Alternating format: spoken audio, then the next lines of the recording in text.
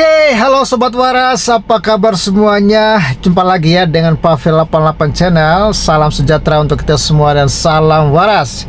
Yesus Kristus dialah Tuhan dan Juru Selamat ya. Percayalah kepadanya supaya engkau tidak binasa karena segala dosa-dosamu. Hanya Yesus yang sanggup bebaskan Anda dari dosa, kutuk dan maut, dan berikan kepada Anda hidup yang kekal. Dan ingat, di luar Yesus Anda pasti binasa. Ya Sobat Waras, kali ini kita akan bahas ya kembali terkait apa yang terjadi di Timur Tengah, dan terlebih khusus antara Israel dan Hizbullah. Ya, seperti yang kita tahu bahwa ketegangan antara Israel dan Hizbullah ini diawali dari serangan Hamas kepada Israel pada 7 Oktober. Lalu Israel menyerang balik pada 8 Oktober, dan disitulah ramai-ramai Hizbullah, Yaman, Iran, Irak, dan kelompok-kelompok Muslim lainnya mulai mengeroyok Israel.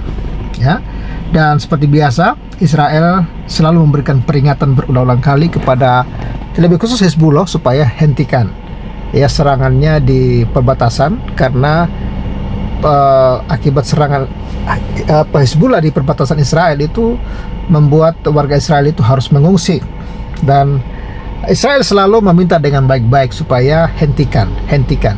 Tapi rupanya Hizbullah tidak mendengarkan Israel, terus menggempur Israel habis-habisan, dan Israel hanya defense ya. Ya, setelah Israel bosan dengan defense kawan-kawan, akhirnya Israel sekali lagi memberikan peringatan supaya hentikan. Tapi Hizbullah tetap bandel ya. Karena Hizbullah ini terlalu bandel, akhirnya Israel berikan peringatan bahwa Israel akan menyerang balik Hizbullah dan meminta kepada warga sipil untuk meninggalkan medan pertempuran ya. Dan itu disebarkan ya, selebaran. Dan yang anehnya kawan-kawan, ketika Hizbullah menyerang Israel, Indonesia diam, Jokowi diam, Menlu diam, nggak ada yang berkomentar mengutuk tindakan Hizbullah menyerang Israel. PBB pun diam ya. Tapi ketika Israel melakukan serangan balik, disinilah mulai kesurupan.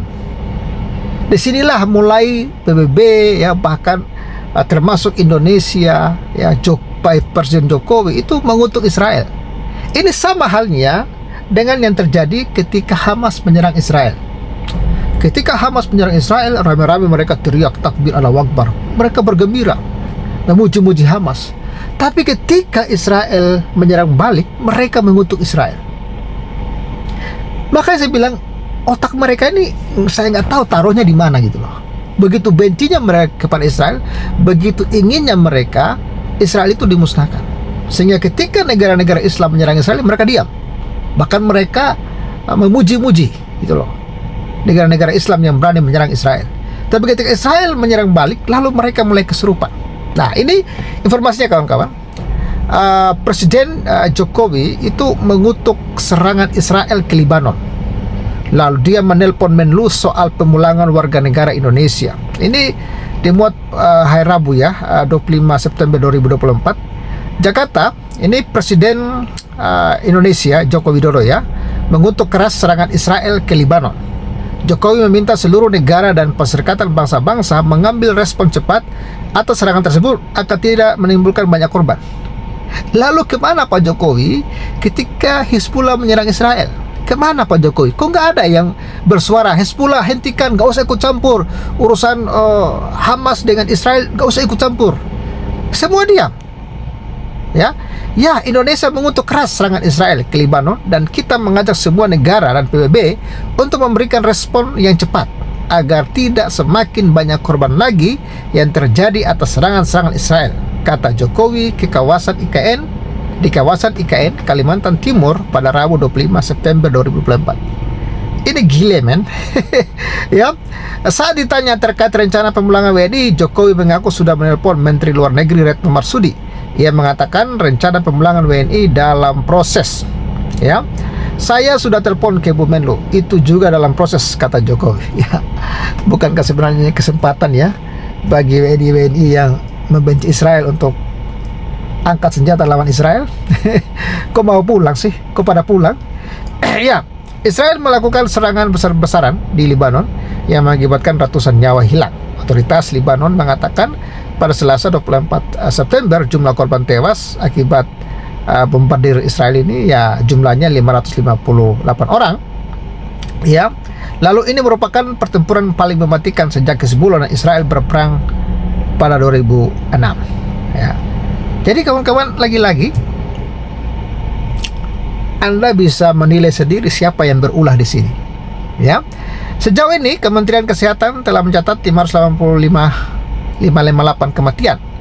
Lalu kata Menteri Kesehatan Lebanon Firas Abiad dilansir kantor berita AFP pada Selasa 24 September.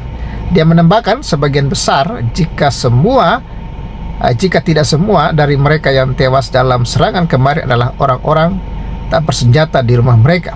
Ya, karena memang sebenarnya target Israel itu jelas kepada kelompok-kelompok Hezbollah. Ketika ada masyarakat sipil yang mungkin juga terkena, yaitu masyarakat sipil yang mungkin disandra oleh Hezbollah atau masyarakat sipil yang ngeyel.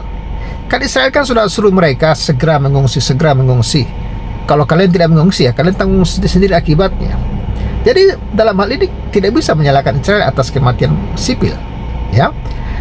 Lalu militer Israel pada Senin 23 September waktu setempat melancarkan rentetan serangan udara terhadap ratusan target kelompok Hizbullah di wilayah Lebanon. Jadi jelas target mereka itu Hizbullah.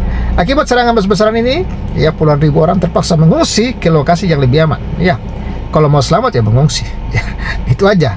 Rentetan serangan Israel itu seperti dilansir Reuters dan Al Arabiya Selasa 24 September 2024 tercatat sebagai yang paling mematikan yang pernah melanda Lebanon dalam beberapa dekade terakhir. Jadi ini memang sebuah kejutan, ya, dan sekaligus peringatan dari Israel kepada Lebanon.